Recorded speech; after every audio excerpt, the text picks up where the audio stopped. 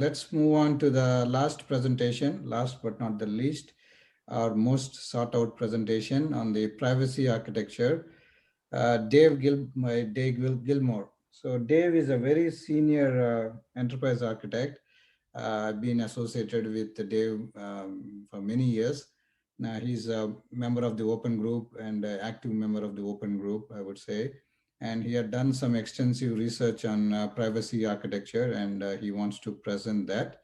So if you take anything like GDPR, anything, so that is all related to privacy, but it's more to that.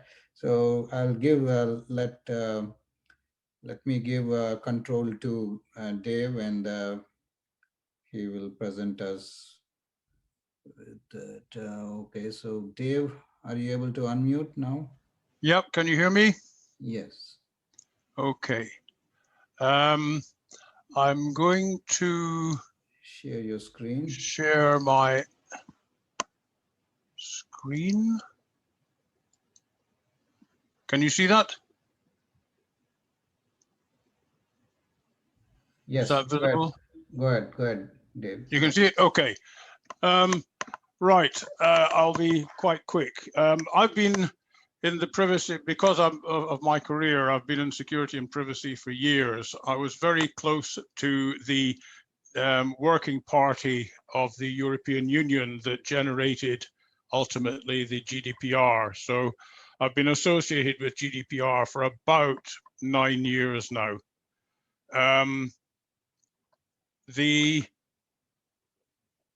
What I'm going to show you, I have to say, is, and this is, we have to be careful of this, it is not legal advice.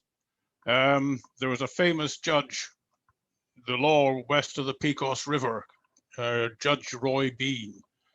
He never learned any law, but everybody trusted his judgments. And from that point of view, you can rely that what I tell you will not be wrong, but do not construe anything in this lot as legal advice. Privacy legislation is now growing up everywhere. I've got privacy law statute text from these countries, which I've looked through. It's a bit of a habit, but it's been around for a long time. These are things, if you look at some of these, they're very old. The Declaration of Human Rights, the ASEAN Human Rights Declaration, the OECD. A lot of this stuff is very old. People have been very conscious of privacy, actually, since the dawn of time. The problem that we have when we look at privacy generally, and we look at the laws about privacy, is that people have different views about privacy. And that's partly because people have different ideas about what privacy means. People have different cultures. The cultures give rise to legal systems. In a lot of countries, the religious law is intrinsic to the legal system. What is the attitude of the state? So there are only so many ways to skin a cat, as they say, which means that there's a lot of differences, but there's also a lot of commonality. I will make sure that Suresh, that we make these slides available if people want them. So remember that privacy, we always think about it as an absolute right, but reality is that the extent of our privacy is a right that is granted by the state. And exactly what constitutes the state is a very complex thing. Culture is one of the main things. And the extent of our privacy is limited by written law. You may not walk into somebody's house without invitation. That is in most countries, that's not allowed. Even when we write down the law, if I go and get a legal document out of the parliamentary library, I cannot rely that that is all I need to know, because court cases modify it. The old adage, which says if you've got nothing to hide, you've got nothing to fear, is, as we all know, something we can debate. There was a famous French cardinal called Cardinal Richelieu, and he basically said, look, if you give me enough information about somebody, even if they're the most pure person in the world, I will be able to construe it, to read it in a way that gives me an ability to say that they have done something bad. So that's his statement. So we have to be really careful about what we mean by privacy and where it comes from. We also have to understand what privacy is not. The word privacy comes from an old French word, privé, which means a private place, but in American parlance, for example, a privy is a little house sitting up on the, in this case, it's a river bank in Montana where I go fishing. And when you go in, you like to lock the door. So there's a little wooden lock, you push the thing, and you have an element of security. All doors have locks and give you security, even glass doors. But just having security does not give you privacy. I was interested when I found this toilet at the station in Japan. And I went in and I thought, when I lock the door, hopefully the glass will go opaque. It didn't. So there we go. I was absolutely secure, but I had no privacy. The other thing that we have to do is differentiate privacy completely from anonymity and confidentiality. Generally, with anonymity, people know what you're doing, but they cannot identify you. I think I'm not going to elaborate on that. You guys all know what we're on about. And also confidentiality. Confidentiality is about data. It's not about people. And basically what confidentiality is saying is that we cannot attribute data to an individual. So what do we have to handle? It's actually quite easy to understand intellectually what we have to handle. First of all, we have to have a lawful basis for processing any of the information. The second thing is we have to have processes for handling children. And by that, I mean handling data about children, not touching the little blighters. And we have to have an understanding of retrieval at the request of the data of the data subject, and these are known as data subject requests. If you can handle efficiently these three things, then you've probably covered most aspects required by most of the privacy legislation around the world these days. So what are the lawful bases for processing? These are actually taken from GDPR, but if you look at the Brazilian law, for example, they have the same things. And in fact, there's a whole load of work being done around every state in America is doing different, their own privacy, but they'll make it all slightly different because they can, but in principle, they've all got these things in it. India's got this in it, Argentina, Australia, even China, although the way that the state approaches the law is different in every country. So you guys can read this. These are, you know pretty much what they are. Consent, we have to, the bases are that we have to have consent, or we have to have a contract with the data subject. There's a legal obligation to do it. It's for protecting life. It's needed in public registering for building work, for example, or legitimate interests. There's no order of precedence in most laws. What one or all of these things, and the whole lot is taken on balance, you have to have it. Fair and transparent means that you cannot mislead people. You have to tell them cleanly what it is you're doing with their data. When we give consent, the consent actually has to state very clearly what entity is storing it. And I was interested in Banu's cloud thing because this is very close coupled in many ways. What is being stored and why is it being stored? For how long? Where? Now, that's another thing that interested me in Banu's is that he was talking about moving to the most proximate data store. That's okay in a country like America, in country, at the moment, until the states have slightly different privacy things, but it is certainly not okay if, for example, I'm a European guy and I go to the States and my cloud provider decides to move all my data onto a store in the States. That is not allowed. So basically, most of the privacy legislation mandates that you have a static position of storage.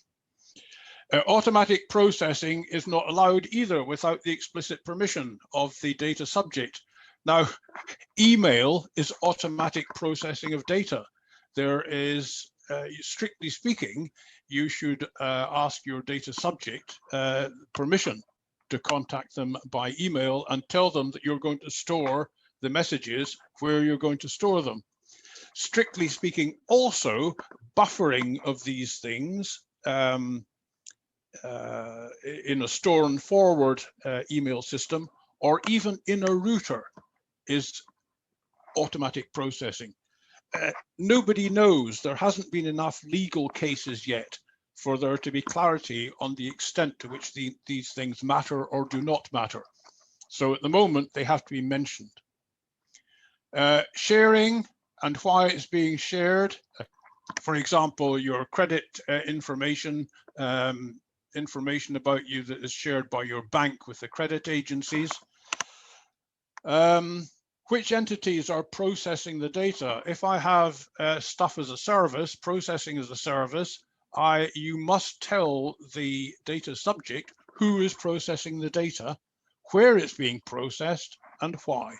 So these are the very basic, if I can say, Zachman framework level questions, the primitive interrogatives that we should be thinking about.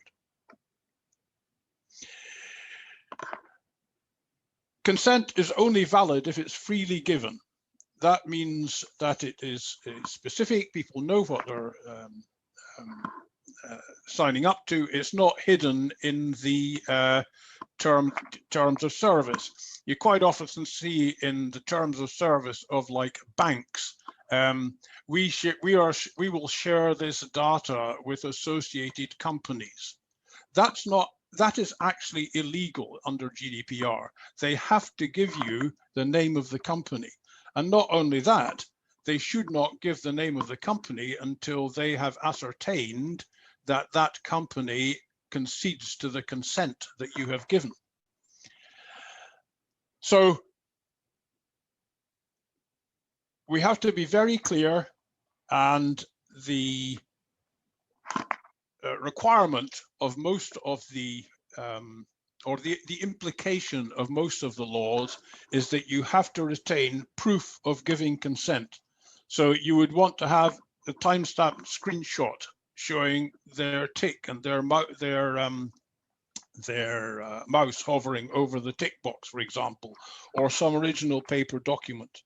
If you cannot produce proof of consent, then everything that you do with that data subject is liable to be prosecuted. One of the problems of children is that defines a child as everyone under 18, unless the law applicable is a majority is attained earlier.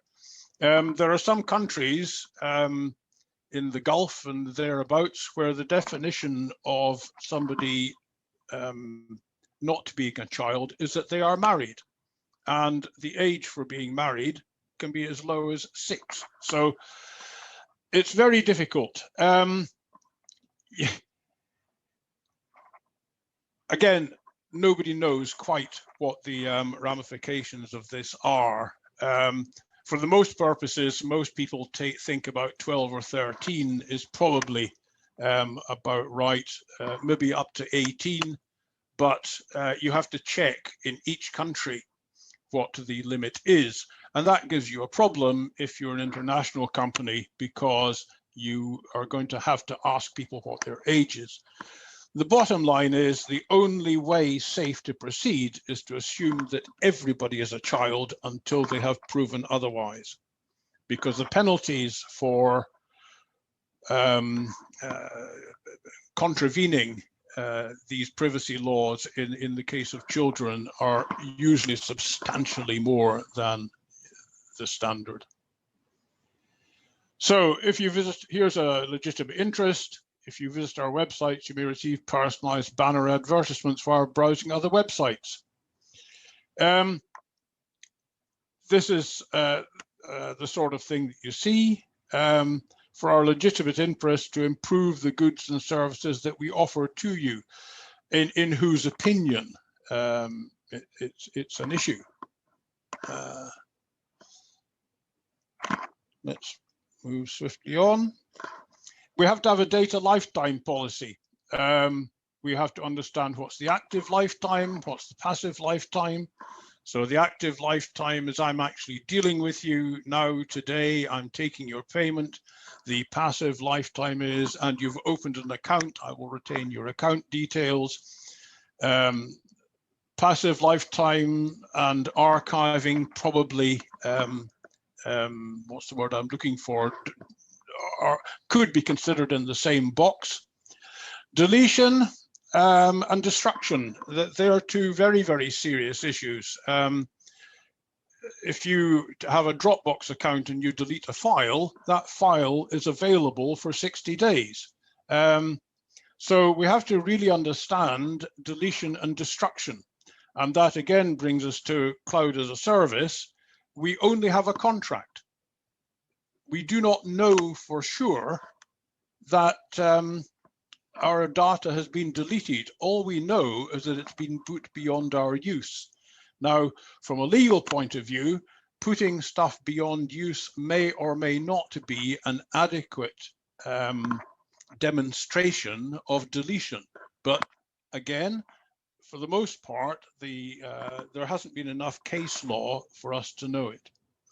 So we have to understand our own policies around the data that we've stored, and people that we've passed the data to is another problem. If we're passing the data to the taxman because we're an employer, then that's bound by statute.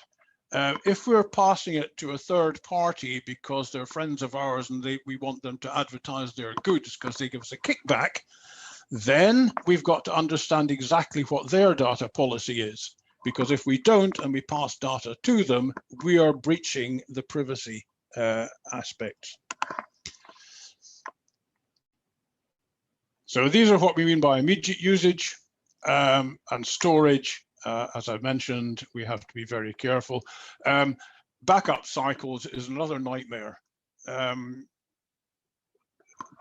If somebody is asked to delete the data, you have to delete it also in all the backups. This is, again, something that is not fully been through the courts for proper understanding. Post-immediate usage is another part of the passage lifetime. Again, the storage, we've mentioned that we might have stuff locally stored for speed because of latency, and then once it's just in between transactions, the stuff lies in some kind of archive. We have to understand the physical and logical security, and within that context, of course, I repeat, backup cycles. And again, storage, there's tables. You can go on to Google and find tables for different countries of data types. The mandated storage, that's to say by law, for example, tax stuff, and advisory requirements. So if, for example, you have got professional indemnity, a pension scheme, then you probably have to have not delete the names of employees who have paid into it at some time, even though they've left 20 or 30 years ago. So what do we mean by deletion? We can set a delete flag, we can put it into a sealed escrow, we can put it into some huge warehouse, put it beyond use, or we can make it undefinable.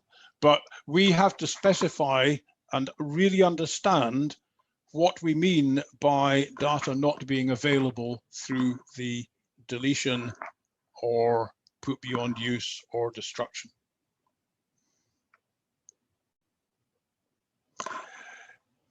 As we said, to destroy paper and microfilm is easy. You can macerate them, turn them. That's the beginning of the paper reprocessing process. But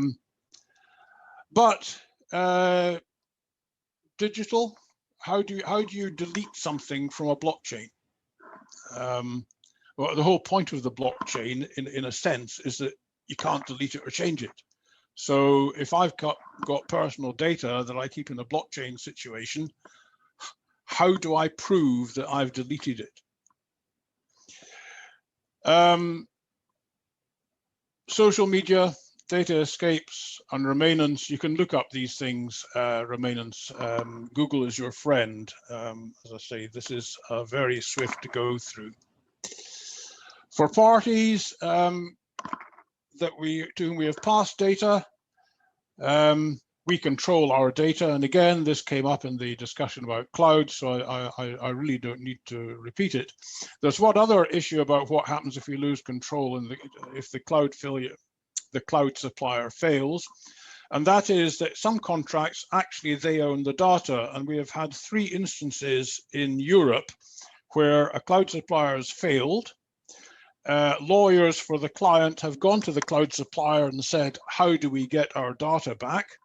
And the people who are dealing with the failed cloud supplier said, you don't get it back. It's an asset of ours and we're selling it. So again, be very careful of that in contract terms. Now, encryption is a really interesting one. People will stand up and say, oh, it's really well encrypted. It will take you 2 million years to decrypt it. So yeah, there we are, 10 to the 33 years. But the legal point of view is that all encryption does is make data more difficult to read. If we say it's going to take 10 to the power 33 years, what we're saying is the maximum possible time it could possibly take is 10 to the 33 years. On average, it'll take 10 to the 16.5 years. But depending on our algorithm, we could actually decrypt the thing on the first try if we were very lucky. So understand that encryption is not always the answer. The courts are going to be very, very much more difficult's the wrong word, but assiduous in looking at the actual safety afforded by encryption. The other problem that we have is that when we encrypt, randomness is lumpy. Random is lumpy. So encryption, it doesn't matter really what the key is. There's no such thing as a random set of numbers to a certain extent. And the example of pi as a proxy for random numbers, which many people use, is given here. As I said, you guys can read that as well as I can. And then we have the improbability factor. You know, sometimes the first time I ever flew into the new Hyderabad airport, as I was walking out, a guy that I hadn't seen for 30 years at college was walking in. Oh my God, what a coincidence. You know how everybody has that thing. Actually, there's so many things happening that we should expect these things to happen. This is called the improbability factor. So coincidences do happen, and we all hit them all the time, and we all say, "Ooh, isn't that a surprise?" Well, actually, it's not. And when we take all of these three effects, the improbability, the encryption, the lumpiness, the randomness being lumpy, we actually find that our faith in encryption as part of the security aspect of privacy really needs to be thought out very, very, very carefully. We have the concepts of controllers and processors in GDPR. These are common in most privacy legislations, although they may have different names, and they're about the separation of responsibilities.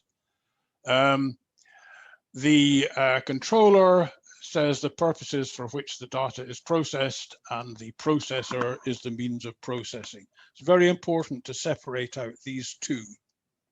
These are the parameters around a controller. If you can say yes to any one of these questions, then you're a controller. Again, I'll make this slide set, or Suresh will make sure that's available so that we don't have to go through it. And again, if you're a processor, if you can answer yes to any one of these questions, then you're a processor. You can be both. Most source organizations are both. In an ideal world, your processing as a service cloud supplier would not be able to say yes to any of the controller questions. But if he can, he then becomes a controller and a processor, and your relationship with him from the point of view of consent to pass data changes dramatically. Individuals can access a copy of their personal data under nearly all of the privacy legislations. This is called a data subject access request. And basically, GDPR is framed so that you could wander up to the doorman of a large hotel chain in a hotel and say, I wonder what data they've got on me in this company. That is legally sufficient to be a data subject access request. They don't even have to say it's a data subject access request. It can be made verbally. It's a nightmare just to deal with the acceptance of a data subject access request. Once you've done that, then you can really only respond to it if you have got keys and all the data for an individual is keyed. That means you're going to have a whole set of meta tags on every iota of a person's personal data, and that set of meta tags will have to travel every time you pass a subset of that data to a third party. What are the implications? Even an employee can submit a data subject access request. I can come along to my company and I can say, I want you to get, I need to see every email that's been sent that mentions my name. They cannot refuse. So it's kind of, all the third parties have to be able to find and list the personal data.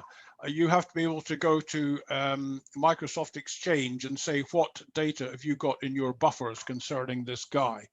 Now, have a look through Microsoft Exchange's terms and conditions, which is actually twice the size of the biggest Harry Potter book. You got a problem. If only it was simple. So where are we going from here? It's a big issue. I don't believe that any industry as a whole, process designers certainly, just haven't yet fully realized how bad it is. And it's not a legal problem. The legal profession for the first couple of years said, yeah, this is a legal problem. We'll treat the contracts and it'll be fine. Don't worry about it. It's not a legal problem. It is an enormous, huge systems problem. Now, As a result of what I did in privacy, the open group asked me to write up a privacy extension for TOGAF. And when we went back to them and said, we've done this, they said, we've got COVID. We're not, we just don't have the ability to take this on. So we wrote it all down, and it's in a book, Privacy Architecture Guided by TOGAF. And we have a course that Suresh has helped us with, taking us on board. It's 2 days, and it's just a delta. Given that I know about TOGAF, what are the extra things I have to do in each phase in order to cover my ass when it comes to privacy? And there is naturally there's a little test, and you get a certificate to say that you've done the course, and also claim your expenses for if you're doing it through the company. So that, gentlemen and ladies, if there are any ladies, is all that I have on privacy. It is what it is, and I thank you for your time. All right, great, thanks, Dave. So we have one question. In SaaS apps, can platform provider use the data that are generated by customers? Also, is there a tool or services that generates terms and conditions and data privacy contents given the complexity? The answer to that is that anybody can use anything so long as they have the explicit consent of the data subject. And that explicit consent must be given separately for each corporate entity. So you can collect it all on one screen, but you can say, yes, I'm giving permission. I put a tick in the box to let Bank X have my data. I've put a tick in the box to let Bank X send this to a credit control agency. I've put a tick in the box to allow them to send my data to MasterCard so I can have a bank card. So it's quite explicit that way. Sorry, what was the second question? Can the terms and conditions be generated automatically, I think? Is there any tool that generates the terms and conditions for the client? The answer to that is yes and no. The problem is that the exact terms and conditions will depend on exactly where you are storing the data and how you are transporting it, to be honest. So an American company operating in Europe will have to be GDPR compliant, and the terms and conditions for a European user will be different from the privacy terms and conditions for an American user or for a Russian user, for example. Russia, like Saxon-Anhalt and Singapore, requires a copy of the personal data to be held on a server in that country if the data subject is a citizen. So I suppose the honest answer is no, but to an extent, yes. Okay. All right. Are there any other questions? Thanks for spending time with us, and thanks for attending the session and making it live. So many good questions and good presentations from all the 4 presenters. Thank you all for joining, and we'll see you next time. Thank you. Ciao, ciao. All right.